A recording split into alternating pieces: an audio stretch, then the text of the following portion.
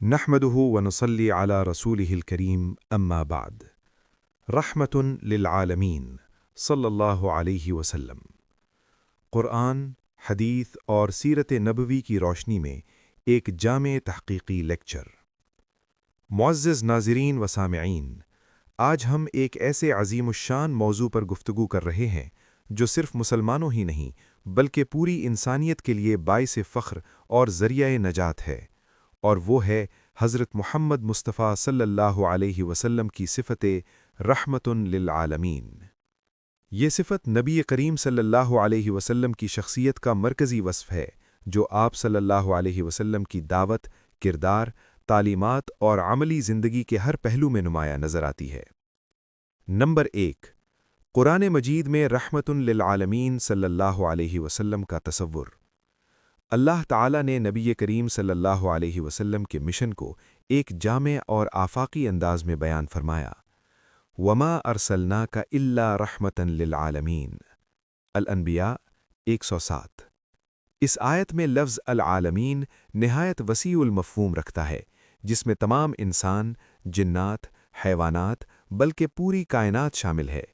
مفسرین قرآن جیسے امام ابن کثیر اور امام فخر الدین رازی کے مطابق نبی صلی اللہ علیہ وسلم کی رحمت کا دائرہ ایمان والوں تک محدود نہیں بلکہ کفار کے لیے بھی ہے، کیونکہ آپ صلی اللہ علیہ وسلم کی بعثت کی وجہ سے دنیا پر عذاب استحصال کا دروازہ بند ہوا۔ قرآن مجید نبی کے اخلاق کو بھی یوں بیان کرتا ہے، وَإِنَّكَ لَعَلَىٰ خُلُقٍ عَظِيمٍ، القلم 4۔ یہ عظیم اخلاق ہی دراصل رحمت نبوی صلی اللہ علیہ وسلم کی عملی شکل ہیں۔ نمبر 2، احادیث نبوی صلی اللہ علیہ وسلم میں رحمت کا جامع تصور۔ رسول اللہ صلی اللہ علیہ وسلم نے خود اپنی بعثت کا مقصد واضح الفاظ میں بیان فرمایا، انما انا رحمت مہدات، مسند احمد، یعنی میں اللہ کی طرف سے بھیجی ہوئی رحمت ہوں۔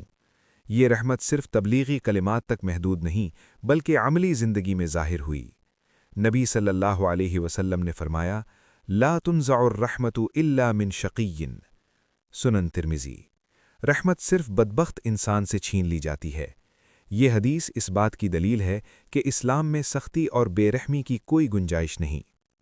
نمبر 3، سیرت نبوی صلی اللہ علیہ وسلم، رحمت کا عملی نمونہ۔ الف، طائف کا واقعہ، عفو و ہدایت کی اعلیٰ مثال۔ جب نبی کریم صلی اللہ علیہ وسلم طائف تشریف لے گئے تو وہاں کے لوگوں نے آپ صلی اللہ علیہ وسلم کو شدید اذیت دی، پتھر مارے، لہو بہا دیا۔ اس موقع پر فرشتہ پہاڑ حاضر ہوا اور عذاب کی اجازت طلب کی، مگر نبی صلی اللہ علیہ وسلم نے فرمایا، میں عذاب کے لیے نہیں بلکہ رحمت کے طور پر بھیجا گیا ہوں۔ یہ واقعہ سیرت ابن ہشام اور صحیح بخاری میں موجود ہے اور رحمت نبوی صلی اللہ علیہ وسلم کا روشن ترین نمونہ ہے۔ ب، فتح مکہ، طاقت میں معافی۔ فتح مکہ کے دن نبی صلی اللہ علیہ وسلم کے سامنے وہی دشمن موجود تھے جنہوں نے آپ کو وطن چھوڑنے پر مجبور کیا، لیکن آپ صلی اللہ علیہ وسلم نے فرمایا، اذهبوا فانتم الطلقاء۔ یہ اعلان انسانی تاریخ میں عفو و درگزر کی بے مثال ہے۔ نمبر 4، خواتین، بچوں اور کمزور طبقات کے لیے رحمت۔ رسول اللہ صلی اللہ علیہ وسلم نے عورت کو عزت دی، بچیوں کو رحمت قرار دیا اور یتیموں کے ساتھ حسن سلوک کی تعلیم دی۔ فرمایا، تم میں سب سے بہتر وہ ہے جو اپنے گھر والوں کے لیے بہتر ہو، سنن ترمذی۔ یہ تعلیم اس دور میں ایک انقلابی پیغام تھا۔ نمبر 5، غیر مسلموں کے ساتھ عدل و رحمت۔ میثاق مدینہ، جو پہلی تحریری ریاستی دستاویز تھی، مذہبی آزادی اور انصاف کی ضمانت تھی۔ ایک یہودی جنازہ گزرا تو نبی صلی اللہ علیہ وسلم احتراماً کھڑے ہو گئے اور فرمایا، الیست نفسن، صحیح بخاری۔ یہ رویہ اسلام کے آفاقی انسانی پیغام کو ظاہر کرتا ہے۔ نمبر 6، جانوروں اور ماحول کے حقوق۔ نبی صلی اللہ علیہ وسلم نے جانوروں پر ظلم سے منع فرمایا۔ ایک عورت کو بلی کی وجہ سے جہنم کا مستحق قرار دیا گیا اور ایک بدکار عورت کو کتے کو پانی پلانے پر بخش دیا گیا، صحیح مسلم۔ یہ تعلیم آج کے ماحولیاتی بحران میں بھی رہنمائی فراہم کرتی ہے۔ نمبر 7، رحمت للعالمین صلی اللہ علیہ وسلم اور عصر حاضر۔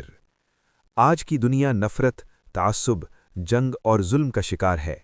نبی صلی اللہ علیہ وسلم کی سیرت ہمیں سکھاتی ہے کہ اختلاف کے باوجود مکالمہ، طاقت کے باوجود عدل اور اقتدار کے باوجود انکساری اختیار کی جائے۔ اگر آج عالمی سطح پر رحمت نبوی صلی اللہ علیہ وسلم کے اصول اپنائے جائیں تو امن عالم ممکن ہے۔ نتیجہ: رحمت للعالمین صلی اللہ علیہ وسلم کا تصور محض ایک مذہبی نعرہ نہیں بلکہ ایک مکمل نظام حیات ہے۔ یہ ہمیں انسان سے محبت، مخلوق سے شفقت اور خالق سے تعلق سکھاتا ہے۔ آج کی دنیا کو سب سے زیادہ اسی نبوی رحمت کی ضرورت ہے۔